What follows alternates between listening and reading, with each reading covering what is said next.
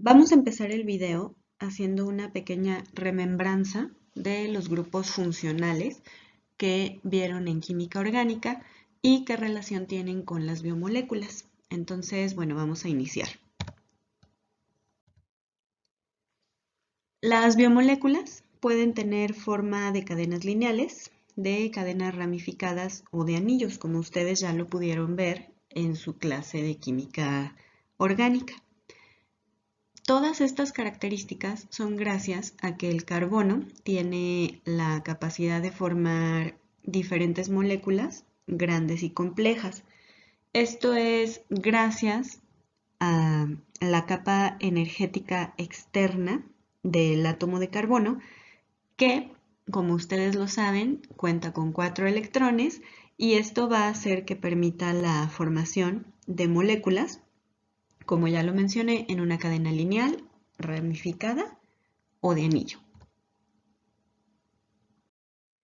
Estos son los principales grupos funcionales de los compuestos orgánicos y son los que van a estar presentes en las biomoléculas orgánicas. Ustedes ya trabajaron con ellos o con algunos de ellos en la clase de química orgánica. Únicamente les pongo esta imagen para que los recuerden y puedan diferenciar uno de otro.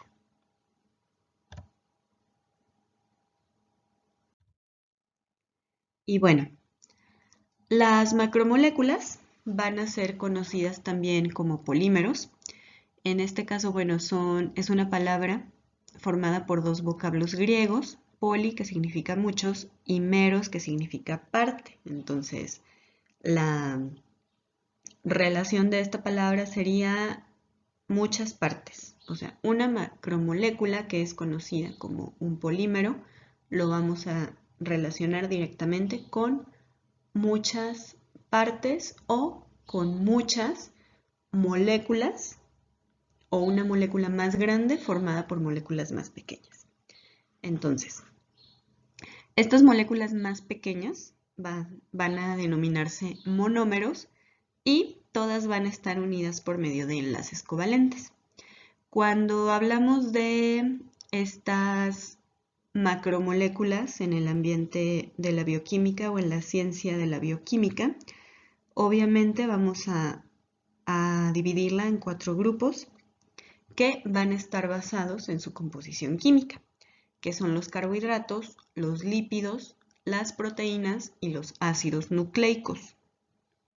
Esta tabla de resumen ustedes la pueden encontrar en su cuaderno de actividades y bueno, como dato, ustedes van a encontrar los monómeros por los que están formados los carbohidratos, las proteínas, las grasas o lípidos y los ácidos nucleicos.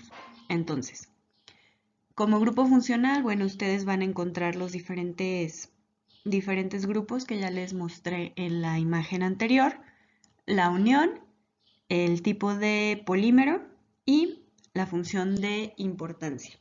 Esta es una tabla, como les comento, que se encuentra en su cuaderno de actividades en las últimas páginas. Y bueno, ahora sí, vamos a empezar con el tema de carbohidratos. También los pueden encontrar en diferentes literaturas como hidratos de carbono o azúcares. Cualquiera de estos 3 nombres es correcto. Algunas de las características de los carbohidratos, bueno, es que son biomoléculas constituidas principalmente por átomos de carbono, oxígeno e hidrógeno y todo esto en proporción constante.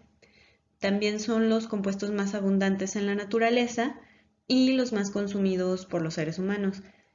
Por ahí hay un dato que menciona que en ciertas regiones del mundo, entre el 50 y 70% aproximadamente de los alimentos que consumen las personas en estas regiones que les comento, este porcentaje es el que se consume de carbohidratos, es decir, su dieta en su mayoría se basa en el consumo de estas biomoléculas. También se originan como producto de la fotosíntesis y son los principales compuestos químicos que almacenan la energía radiante del sol. Es por esto que la mayoría de los carbohidratos se encuentra presente en plantas. Y bueno, los organismos obtienen energía a través del metabolismo bioquímico de los carbohidratos, ya sea por medio de la glucólisis y por medio del ciclo de Krebs. Como una explicación rápida de la síntesis de los carbohidratos, en la imagen de la derecha tienen un diagrama muy sencillo de cómo se realiza la fotosíntesis a grandes rasgos. El girasol está tomando agua y minerales del suelo por medio de las raíces, dióxido de carbono por medio de las hojas y lo toma del ambiente, y como fuente de energía está tomando la luz del sol. Después está expulsando el oxígeno y formando glucosa para su interior.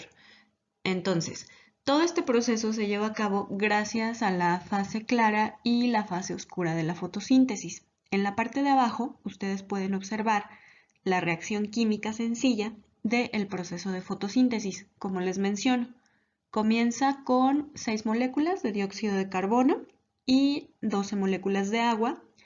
En este caso, bueno, la energía solar es la que actúa como un catalizador para que se pueda llevar a cabo la reacción.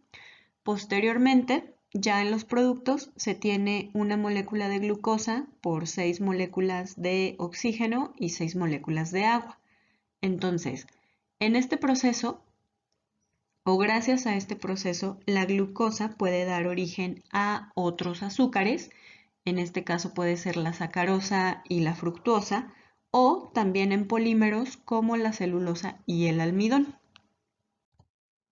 Las funciones principales o algunas de las funciones de los carbohidratos son almacenar combustible energético, también son componentes estructurales de las paredes celulares de plantas y bacterias, son elementos de reconocimiento extracelular que se unen a otras células y funcionan también como precursores de ciertos lípidos y de 2 factores vitamínicos, el ácido ascórbico y el inositol.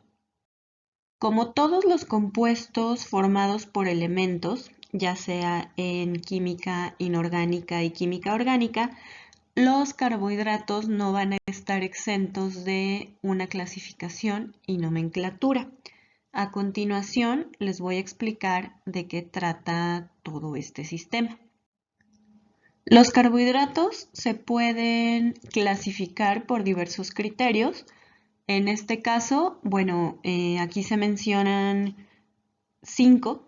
El primero es la estructura química y ubicación del grupo carbonilo. En este caso, bueno, se divide en aldosas y cetosas.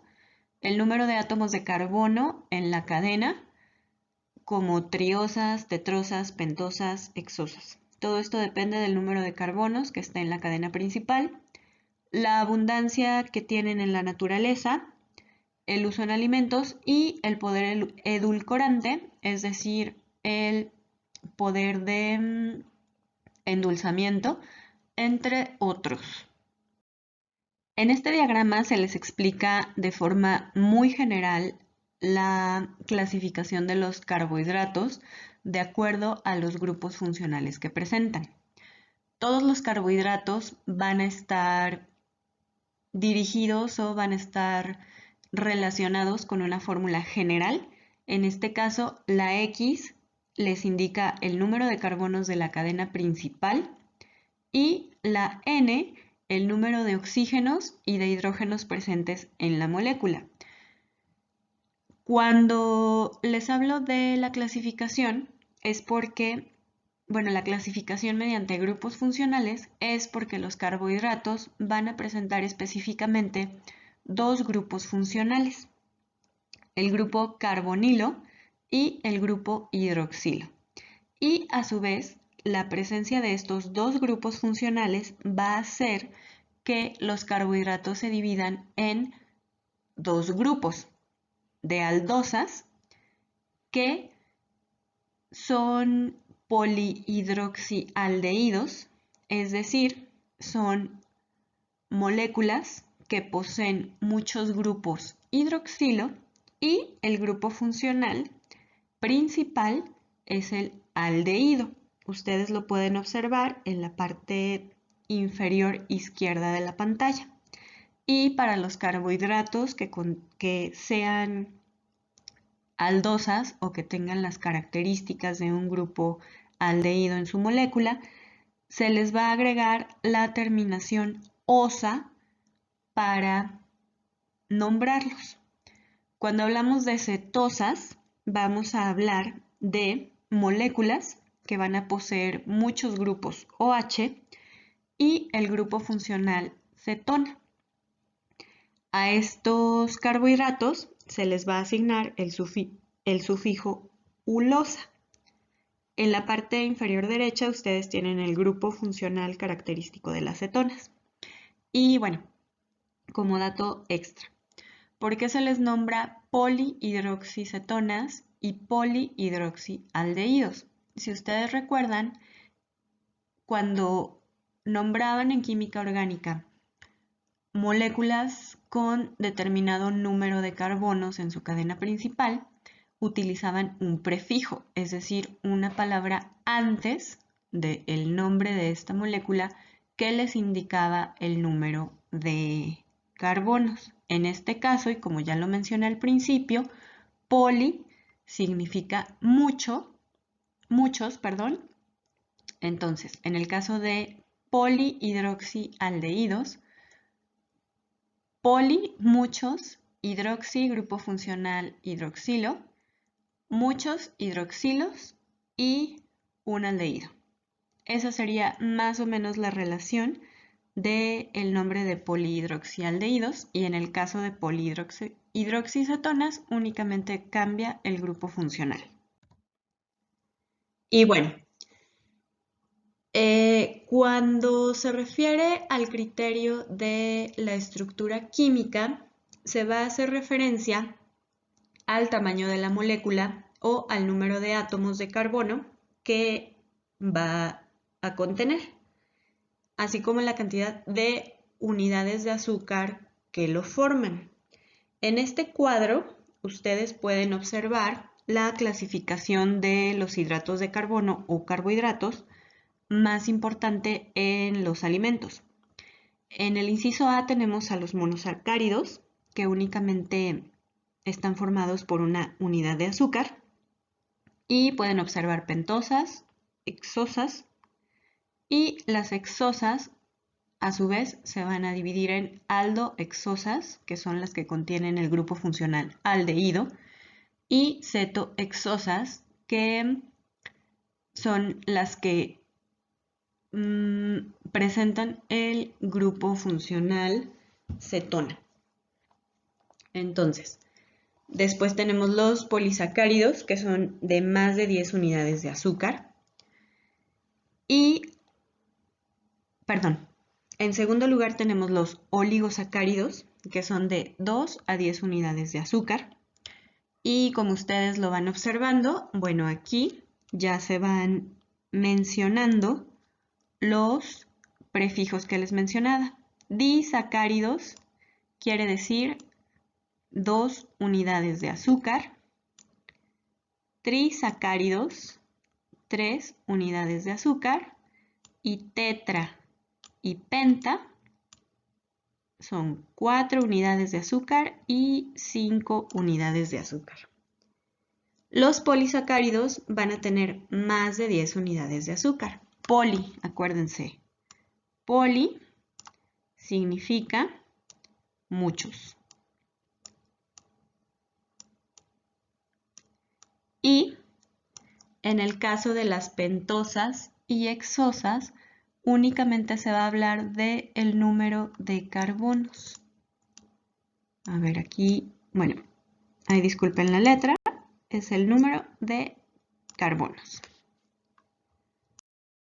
Ok, en esta imagen tenemos dos carbohidratos que son glucosa y fructosa. En este caso, bueno, son las estructuras lineales. Más adelante vamos a ver las diferentes estructuras o formas en las que se puede representar. Vamos a empezar con estas dos. ¿Qué información podemos obtener al ver esta estructura? Primero, si ustedes recuerdan, en química orgánica se identifica el grupo funcional principal y después se va realizando la enumeración de la cadena de carbono. En este caso, los dos grupos funcionales están en color azul. Cuando estamos hablando de la glucosa, vamos a encontrar el grupo funcional al inicio de la molécula. En este caso, se trata de el grupo funcional aldehído.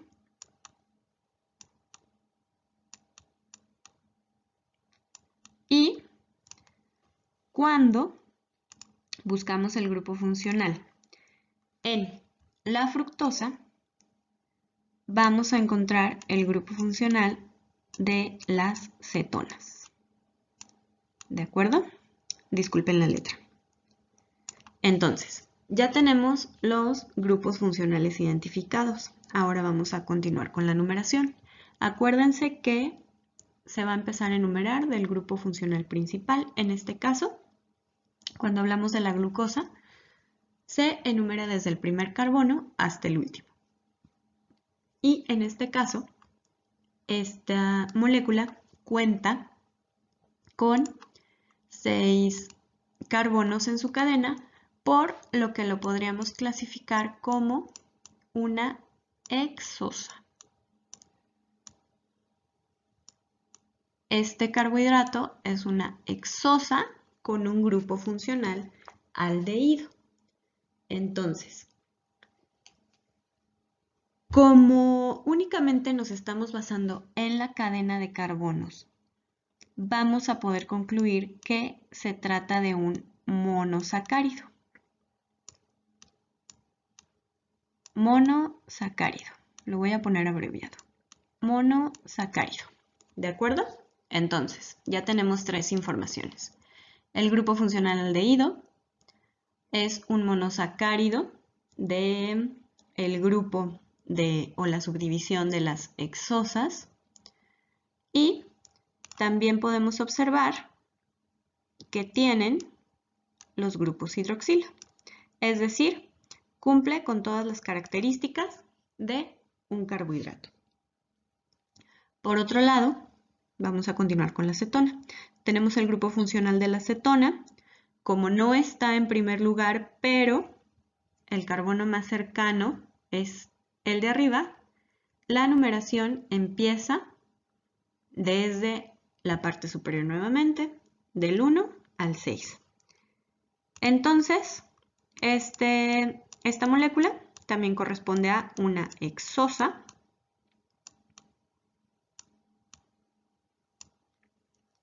Nuevamente están presentes los grupos hidroxilo y esto nos indica también que es un monosacárido. ¿Por qué? Porque únicamente nos están mencionando que tiene 6 carbonos en la cadena de la molécula. Es decir, estas dos moléculas, la glucosa y la fructosa, son consideradas únicamente una unidad de azúcar. Entonces, hasta aquí sería toda la introducción una introducción general acerca de los carbohidratos. Espero la hayan entendido. Y bueno, si tienen alguna duda, lo podemos consultar. Gracias.